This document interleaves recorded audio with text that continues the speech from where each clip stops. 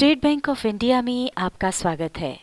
इस वीडियो में हम आपको व्यापार अकाउंट के तहत इंटरनेट बैंकिंग के लिए ऑनलाइन रजिस्ट्रेशन करना बता रहे हैं। आइए आज हम भारतीय स्टेट बैंक की कॉर्पोरेट इंटरनेट बैंकिंग के अंतर्गत व्यापार खाता खोलना सीखेंगे।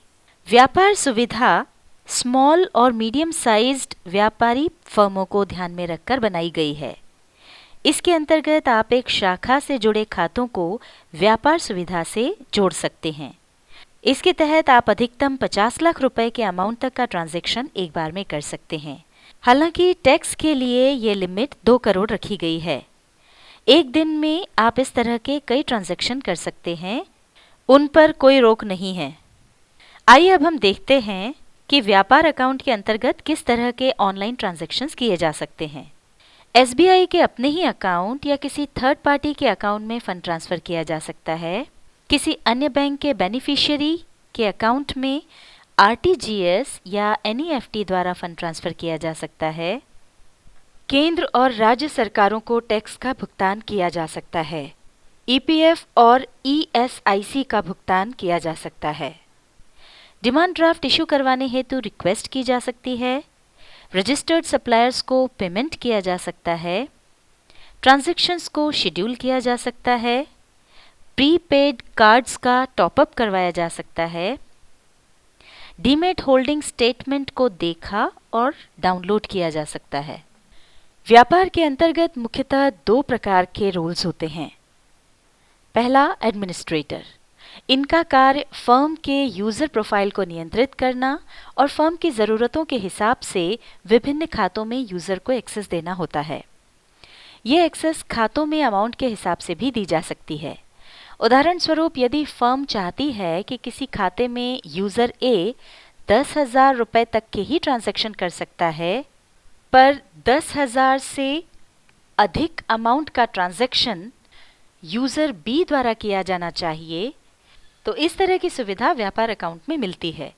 इसी तरह उक्त ट्रांजैक्शन को अप्रूव करने के लिए भी अलग अलग लोगों को एक्सेस दी जा सकती है।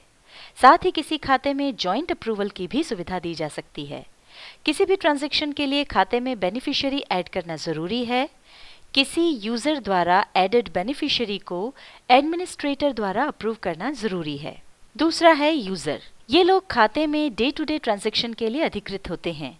इन यूजर्स में से कुछ को मेकर यानी वो व्यक्ति जो ट्रांजैक्शन इनिशिएट करता है, और कुछ को चेकर यानी वो व्यक्ति जो ट्रांजैक्शंस को अप्रूव करता है, बनाया जाता है। इसके अलावा अपलोडर का भी रोल रहता है, जिसका काम बल्क ट्रांजैक्शन फाइल अपलोड करना होता है। आइए अब हम देखते हैं कि इस अकाउंट में इंटरनेट बैंकिंग के लिए रजिस्ट्रेशन कैसे करते हैं। किसी भी ब्राउजर में SBI की वेबसाइट www.onlinesbi.com पर जाएं। यहां दिख रहे कॉर्पोरेट बैंकिंग पर क्लिक करें।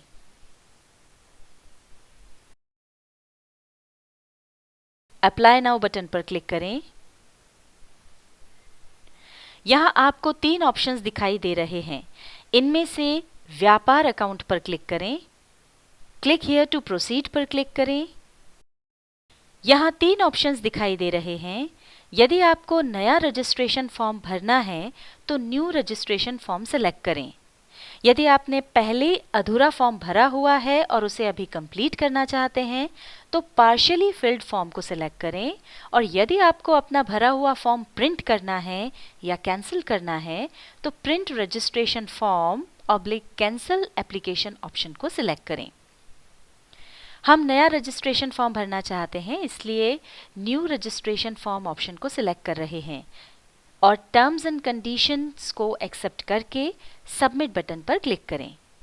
यहाँ अपना अकाउंट नंबर डालें। यहाँ दिखाई दे रही इमेज में जो टेक्स्ट नज़र आ रहा है उसे यहाँ टाइप करके गो पर क्लिक करें। यहाँ अपने व्यापार से संबंधित डिटेल्स डालें। अब यदि आप एक से ज़्यादा एडमिन्स चाहते हैं तो यहाँ अपना एडमिन मोड मल्टीपल सिलेक्ट कर लें, और यदि आप एक ही एडमिन रखना चाहते हैं तो यहाँ सिंगल सिलेक्टेड रहने दें। हम यहाँ सिंगल ही सिलेक्टेड रहने दे रहे हैं। यहाँ दिखाई दे रही इमेज में जो टेक्स्ट नज़र आ रहा है उसे यहाँ टाइप करें और सबमिट पर क्लिक करें। सबमिट पर क्लिक करते ही आपको स्क्रीन पर एक मैसेज नज़र आएगा, जिसका मतलब है कि आपके द्वारा दी गई डिटेल्स बैंक के पास पहुंच गई हैं। साथ ही एक रेफरेंस नंबर भी दिखाई देगा, उसे आप नोट कर लें। आगे बढ़ने के लिए क्लिक हियर टू प्रोसीड पर क्लिक करें। अब इस पेज पर अपने एडमिनिस्ट्रेटर से संबंधित डिटेल्स डालें। यहाँ आप डेजिग्नेशन और डिपार्टमेंट से संबंधित जानकारी डालें। हालांकि ये डालना अनिवार्य नहीं है। यहाँ आप अपनी फर्म के विभिन्न खातों को ऐड कर सकते हैं। साइड में दिखाई दे रही इमेज में जो टेक्स्ट है, उसे इस टेक्स्ट बॉक्स में टाइप करके सबमिट पर क्लिक करें। इस तरह अब हमारी ऑनलाइन रजिस्ट्रेशन प्रोसेस कंप्लीट हो गई है। अपना रेफरेंस नंबर नोट कर लें।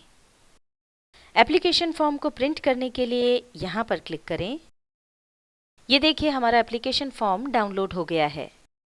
यहाँ क्लिक करें और इसका प्रिंट ले लें। फॉर्म पर अपने सिग्नेचर करें और ब्रांच में सबमिट करें।